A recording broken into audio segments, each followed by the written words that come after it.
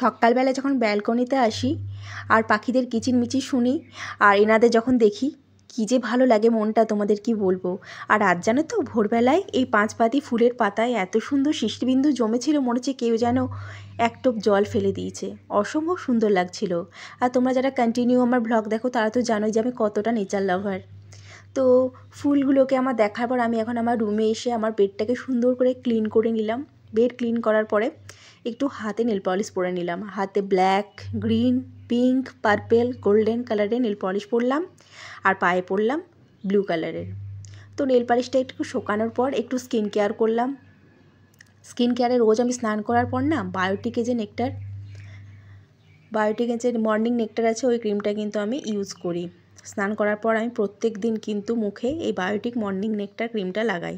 তো ক্রিম লাগানোর পর একটু হেয়ার কম করে সিঁদুর আর টিপ পরে নিলাম। ব্লগটা এখানে শেষ করলাম। তোমরা সবাই খুব ভালো থেকো। টাটা।